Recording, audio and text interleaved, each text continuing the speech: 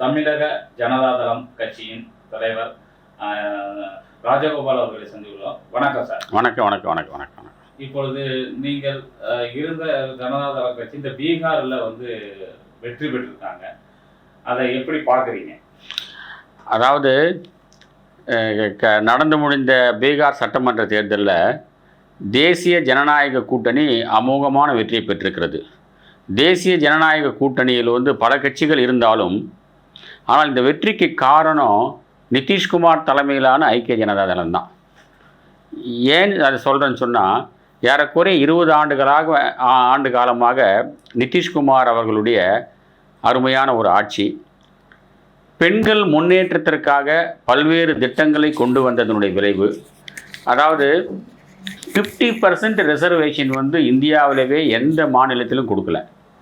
நிதிஷ்குமார் தலைமையிலான ஜனதாதளத்தில் மட்டும்தான், ஆட்சியில் மட்டும்தான் 50% ஆஃப் த ரிசர்வேஷன் லோக்கல் பஞ்சாயத்தில் அவர் கொடுத்தார். அது மட்டும் இல்லை, அப்பாயின்மெண்ட்டு போஸ்ட்டு, டீச்சர்ஸ் அப்பாயின்மெண்ட் போஸ்ட்டெல்லாம் நீங்கள் பார்த்தீங்கன்னா அதுலேயும் 50% பெண்களுக்காக ஒதுக்கினார். ஆக லோக்கல் பாடியில் 50% ரிசர்வேஷன், ஆக அப்பாயின்மெண்ட்டில், டீச்சர்ஸ் அப்பாயின்மெண்ட்டில் 50% ரிசர்வேஷன். ஆக பெண்கள் முன்னேற்றத்திற்காகவே திங்க் பண்ணி பல திட்டங்களை கொடுத்தவர் நிதிஷ்குமார் அவர்கள். அதனால்தான் பெண்களுடைய வாக்கு அதிகமாக விழுந்திருக்கிறது. அது மட்டுமல்ல, இதை விட முக்கியமான காரணம், பெண்கள் அந்த அளவுக்கு இந்த நிதிஷ்குமாரை நம்புவதற்கு இன்னொரு காரணம் என்னென்னா, பூரண மதுவிலக்கு. அதாவது பீகார் மாநிலத்தில் பூரண மதுவிலக்கு அமுல்படுத்திய பிறகு இந்த பெண்களுடைய வாக்கு இன்னும் அதிகமாகச்சு. அந்த மக்கள் நிதிஷ்குமாரை நம்ப ஆரம்பித்தாங்க. ஏன்னா அந்த மதுவினால் பல பெண்கள் விதவை ஆகிருக்கிறாங்க, பல பெண்கள் சீரழிந்திருக்காங்க, பல அளவுக்கு சீரழிந்து கொண்டிருந்த ஒரு சூழலில் இந்த பூரண மதுவிலக்கு கொண்டு வந்ததனுடைய விளைவு இந்த பெண்களை அப்படியே கவர்ந்தது. அதனுடைய தாக்கம்தான் இந்த அளவுக்கு வாக்குகள் நிதிஷ்குமார் தலைமையிலான ஜனதாதளத்திற்கு விழுந்தது.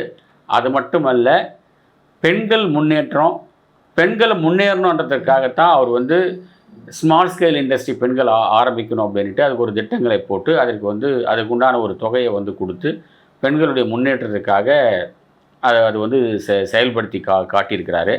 அது மட்டுமல்ல, கேஸ்ட் வைஸ் சென்சஸ் இந்தியாவில் எந்த மாநிலத்திலுமே கேஸ்ட் வைஸ் சென்சஸ் எடுக்கலை. ஜாதிவாரி கணக்கெடுப்பு என்பது பீகாரில் மட்டும்தான் எடுத்தாங்க.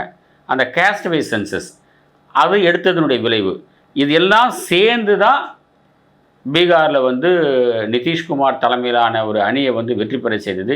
வேறு எந்த கட்சியும் இதற்கு காரணம் இல்லை. முழுக்க முழுக்க காரணம் ஐக்கிய ஜனதாதளம், அதனுடைய தலைவர் நிதிஷ்குமார் மட்டுமே.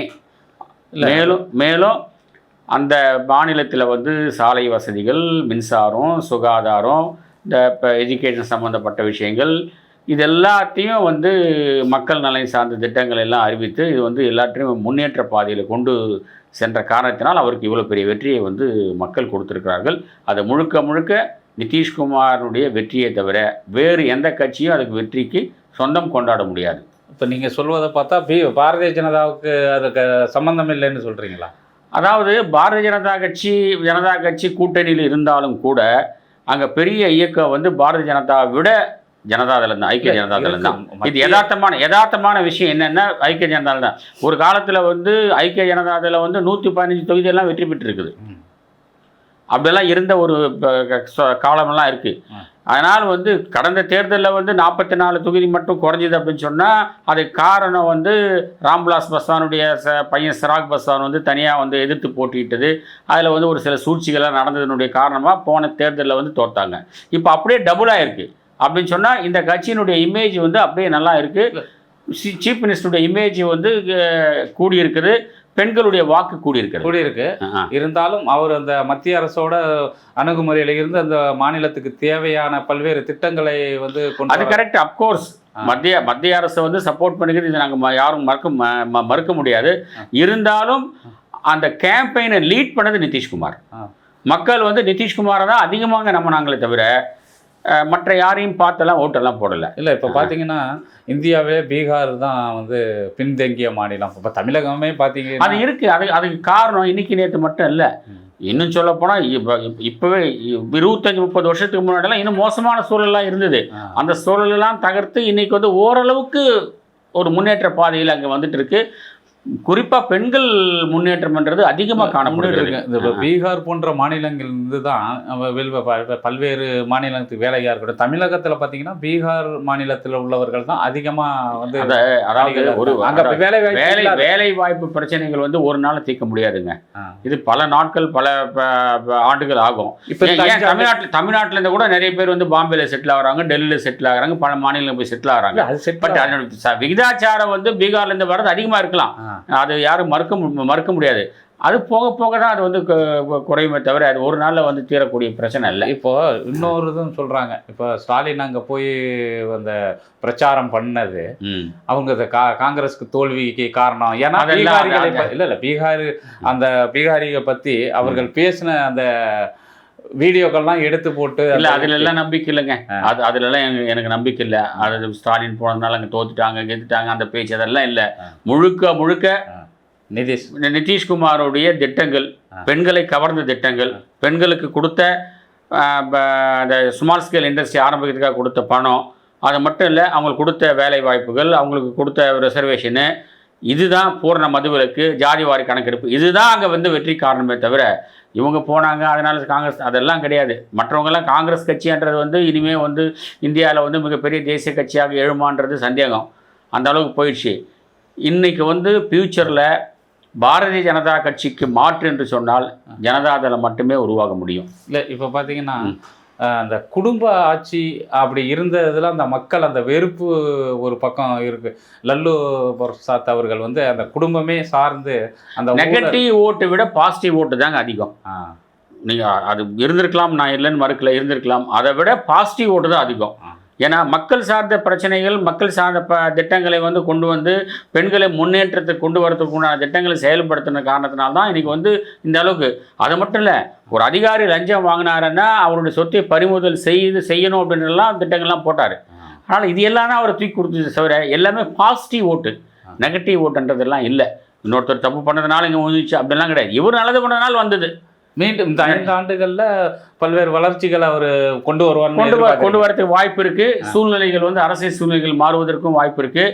அப்படி அரசியல் சூழ்நிலைகள் மாறினா வந்து இதே பிஜேபிக்கு எதிர்த்து நரேந்திர மோடிக்கு எதிர்த்து நிதிஷ்குமார் கூட பிரைம் மினிஸ்டர் கேண்டிடேட்டாக அடுத்த 5 ஆண்டுகளில் வருவதற்கு கூட வாய்ப்புகள் இருக்குது. அது நடக்கும்னு தான் நாங்கள் நம்புகிறோம்.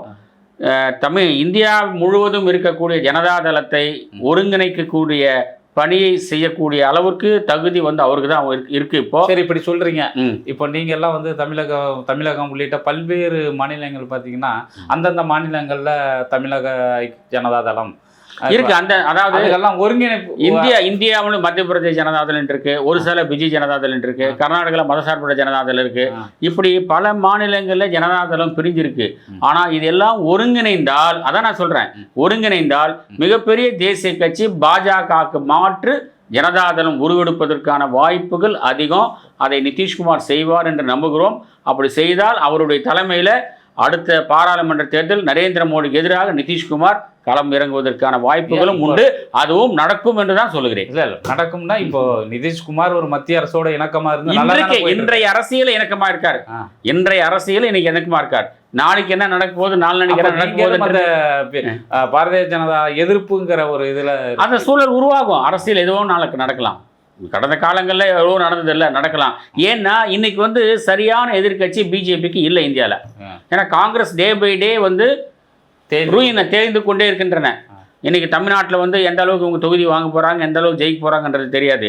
அதனால் டே பை டே காங்கிரஸ் வந்து ரூயின் ஆகிட்டு இருக்குங்கிற சூழலில் எதிர்கட்சி அப்படின்னா எமர்ஜி ஆகணும்னா இன்னைக்கு வந்து ஜனதாதள போர்சஸ் ஒன்று சேர்ந்துச்சா, பிஜி ஜனதாதளம், மதசார்பற்ற ஜனதாதளம், ஐக்கிய எல்லாரும் ஒன்று சேர்ந்து நிதிஷ்குமார் தலைமையிலோ வேறு நல்ல தலைவர்கள் தலைமையிலோ வந்து எமர்ஜி ஆச்சுன்னா பிஜேபிக்கு மாற்று ஜனதாதளமாக நிற்கும். அப்போ இரண்டாவது கட்சி அதான் நிச்சயமாக ரெண்டாவது கட்சி அதுவாக தான் இருக்கும். மூணாவது கட்சியாக தான் காங்கிரஸ் போகும். அந்த மாதிரி ஒரு சூழல் உருவாகுவதற்கும் வாய்ப்புகள் இருக்கு. அதை நிதிஷ்குமாரே செய்வார் என்று நாங்கள் நம்புகிறோம், விரும்புகிறோம், ஆசைப்படுகிறோம். இப்போ 2026 தமிழக அதாவது நீங்க என்ன கேட்குறீங்கன்னா அதனுடைய தாக்கம் தமிழகத்தில் ஏற்படுமான்னு கேட்குறீங்க. நிச்சயமா ஏற்படாது. அந்த சூழல் வேற, இந்த சூழல் வேற. இங்க தேசிய கட்சிகளுடைய தாக்கம் எல்லாம் எங்கும் கிடையாது. பெருசா வந்து பிஜேபிக்கும் பெருசா ஓட் பேங்க் எல்லாம் கிடையாது, காங்கிரஸுக்கும் ஓட் பேங்க் கிடையாது. இங்க பாலிடிக்ஸை பொறுத்த வரைக்கும், தமிழ்நாட்டு பாலிடிக்ஸை பொறுத்த வரைக்கும் திமுக வெர்சஸ் அதிமுக மட்டும்தான். திமுகவை விட்டுட்டோ இல்லை அதிமுக விட்டுட்டோ யாரும் பெருசாக சட்டமன்றத்துக்கு போக முடியாது. இவங்களோடு சேர்ந்தால் மட்டுமே தான் சட்டமன்றத்துக்கு போக முடியும். ஆனால் வந்து இவங்களுக்கு உள்ளே இருக்கக்கூடிய பாலிடிக்ஸை தவிர எந்த சூழல்லையும் தமிழ்நாட்டில் வந்து தேசிய கட்சிகள் எல்லாம் இங்கே ஒன்றும் பண்ணுறதுக்கான வாய்ப்புகள் இப்போதைக்கு கிடையாது. வர்ற 2026 எலெக்ஷனில் அதுக்கான வாய்ப்பே இல்லை. இந்த 2 கட்சியை நம்பி மட்டும்தான். மற்ற கட்சிகள் வந்து 2 கட்சிகளை மட்டும் நம்பி தான் கிளம்புறாங்க முடியும். நிதிஷ்குமார் அவர்கள் தலைமையில் இப்போ பாரதிய ஜனதா வந்து அங்கே கூட்டணியில் இருந்தாங்க. அதே போன்று இப்போ அதிமுகவோட தான் அவங்க கூட்டணி வைக்கப்பதா இருந்தாலும் கூட மேஜர் பார்ட்டர் வந்து அதிமுக தான் இருக்க முடியும். ஏன்னா கிராஸ் ரூட் லெவலில் பார்ட்டி இருக்கிறது அதிமுக தான், பிஜேபி கிடையாது. பெருசாக இவங்க வந்து 11% ஓட்டு தான் பிஜேபிக்கு இல்லை. பிஜேபிக்கு 4% ஓட்டு தான் இருக்கு. மற்ற 10 கட்சிகளை கூட சேர்த்து ஏசி சண்முகத்தையும் பாரிவேந்தரையும் எல்லாம் சேர்த்து அவங்க கணக்கு காட்டினாங்க. அது அல்ல, அவங்களுடைய ஒரிஜினல் ஓட் பேங்க்ன்றது 4% தான். அதே 4% தான் காங்கிரஸுக்கு இருக்கு. ஆனால் எல்லாருமே இந்த 2 தேசிய கட்சிகளுமே திராவிட கட்சிகள் நம்பி தான் இருக்க வேண்டிய சூழல் இருக்கு. இப்போ இருக்கக்கூடிய சூழல்ல வேற யாரும் புது போர்ஸ் எல்லாம் வந்து பெரிய அளவுக்கு எமர்ஜி ஆகிறதுக்கான வாய்ப்புகள் இல்லை. 2026 பொறுத்த வரைக்கும் மேபி நல்ல ஓட் பர்சன்டேஜ் காட்டலாம். வாய்ப்புகள் ரொம்ப மிக மிக குறைவு. தாவேகா கூட ஒரு 8லேருந்து 12% காட்டலாமே தவிர வெற்றி பெறுவதற்கான சூழல் இல்லை என்றது தான் இப்போ இருக்கக்கூடிய யதார்த்த தமிழக அரசியல் எங்களுடைய பார்வை. தேர்தல் வியூக வகுப்பாளர் அந்த பிரசாந்த் கிஷோர் இங்கெல்லாம் வந்து அவங்கள எல்லாரையும் ஜெயிக்க வச்சேன், அவங்களுக்கு இது பண்ணி 360 கோடி வாங்கிக்கிட்டு எல்லாம்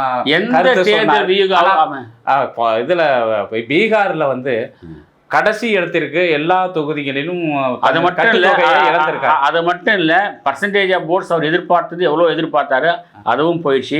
ரொம்ப கம்மி 3% 4% கீழே தான் வாங்கியிருக்காரு அவர் வாக்குகள். அதை வியூகம் பண்ணுறதெல்லாம் தவறான இதுங்க. ஒருத்தர் வியூகம் அமைச்சு கொடுத்து மக்கள் ஓட்டு போட்டு போகிறாங்க. அரசியல் கட்சி அவங்க மேல நம்பிக்கை இல்லாமல் அதெல்லாம் இனிமே போய்த்துடுன்றேன். இனிமே எந்த வியூக அமைப்பாளரையும் வியூக எக்ஸ்பர்ட்ஸையும் எந்த அரசியல் கட்சியும் கூப்பிடாது, கண்டிப்பாக கூப்பிடாது. அதெல்லாம் வந்து ஃபெயிலூர் தான் ஆகும். இதே வியூகம் அமைச்சு கொடுத்த பல கட்சிகள் இவர் அமைச்சு கொடுத்ததே தோல்வியில. விஜய்க்கு அவர் தான் அதெல்லாம் ஒன்று போனி ஆகாது, ஒன்றும் நடக்காதுங்க. அதுக்கான வாய்ப்பே இல்லை. அரசியலில் வந்து மக்கள் நம்பணும், மக்கள் ஓட்டு. ஏன்னா வியூக அமைப்பாளர் சொல்றதுனால அப்படியே மக்கள் அப்படி ஓட்டு போட்டு போறாங்களா? அதெல்லாம் இல்லை. அதனால அந்த கான்செப்டே இனிமே போய்த்திடும். தோஸ் டேஸ் வந்து அந்த மாதிரி கான்செப்ட் இருந்தது அந்த காலத்துல. நன்மை செய்ய அந்த காலத்துல வியூகம் எல்லாம் அமைச்சு அமைப்பாளர் ஒருத்தனை போட்டு வச்சா பண்ணிட்டு இருந்தாங்க. இப்போ வந்து புதுசாக வந்து இவங்க இன்க்ளூட் பண்ணாங்க. அதனால் இது வந்து ஃபெயிலூர் தான். இதுலவே தெரிஞ்சு போச்சு. இது அந்த வியூகம் ஏன் உங்களுக்கு பீகாரில் ஒர்க் அவுட் ஆகலை? நீ பெரிய எக்ஸ்பர்ட் தானே வியூகம், அங்கே ஏன் உங்களுக்கு ஒர்க் அவுட் ஆகலை? ஒரு தொகுதி கூட உங்களால் ஜெயிக்க முடியல. அந்த ஓவைசி அவர்களை வந்து புறக்கணிச்சாங்க அந்த இந்தியா கூட்டணியில். ஆனால் அவர் 5 தொகுதிகளில் வந்து வாக்கு வித்தியாசம்லாம் பார்த்தீங்கன்னா அதிக அளவில் பெற்றிருக்காரு. அதாவது இன்னொரு விஷயங்க, இந்தியா கூட்டணியில் கோஆப்ரேஷன் வந்து சரியாக இல்லைங்க. சரியாக இருந்திருந்தால் ஓவைசியை வந்து அவங்க வந்து விட்டுருக்க முடியாது. ஓவைசியை கூட சேர்த்துறதா இன்னும் ஒரு 10-20 தொகுதிகள் வந்து வெற்றி பெற்றிருக்கிறதுக்கு வாய்ப்பு இருக்குது. அது மட்டும் இல்லை, காங்கிரஸ் வந்து ரொம்ப அடமெண்ட்டாக ஷீட் ஷேரிங்கில் கடைசி வரைக்கும் அவங்களோட வந்து சரியாக இல்லை. சரியாக இல்லாமல் சிஎம்மாக தேஜஸ்வி அறிவிக்கிறதுக்கு கூட ரொம்ப அளவுக்கு காங்கிரஸ் வந்து யோசித்தாங்க. கடைசி கட்டத்தில் தான் அறிவித்தாங்க. அதனால் அவங்களுக்கு முதல்வரே யார் என்று அறிவிக்கிறதுக்கே பல போராட்டங்கள். ஆமாம். அதனால் அவங்களுக்குள்ள கோஆப்ரேஷன் இல்லாத ஒரு சூழல் அங்கே இருந்தது. அதுவும் இந்த அளவுக்கு மோசமான தோல்விக்கு காரணம்ன்றதான் நான் பார்க்குறேன்.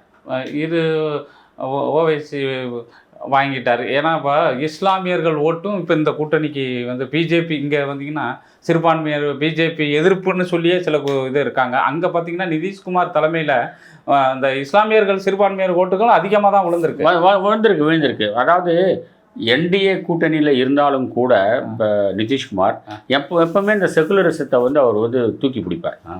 அதனால் அவரை வந்து சிறுபான்மை மக்கள் கூட நம்புகிறாங்க. அதனால் ஒரு சில பர்சன்டேஜ் வந்து அவங்களுக்கு விழுந்திருக்கிறதுக்கான வாய்ப்புகள் இல்லை. நல்லாவே இஸ்லாமியர் தொகுதியெல்லாம் பாரதிய ஜனதாவும் வென்றிருக்கு, இவங்க நிதிஷ்குமார் கட்சி வென்றிருக்கிறாங்க. அப்போ இங்கே வந்து இந்த சிறுபான்மைன்னு சொல்லி இங்கே ஒரு இதை ரெடி பண்ணிக்கிட்டு இருக்காங்களே. அதாவது ஆர்ஜேடியுடைய ஓட் பேங்க்கை வந்து சிறுபான்மையுடைய ஓட்டு தான், அண்ட் பேக்வர்ட் கிளாஸ் ஓட்டு.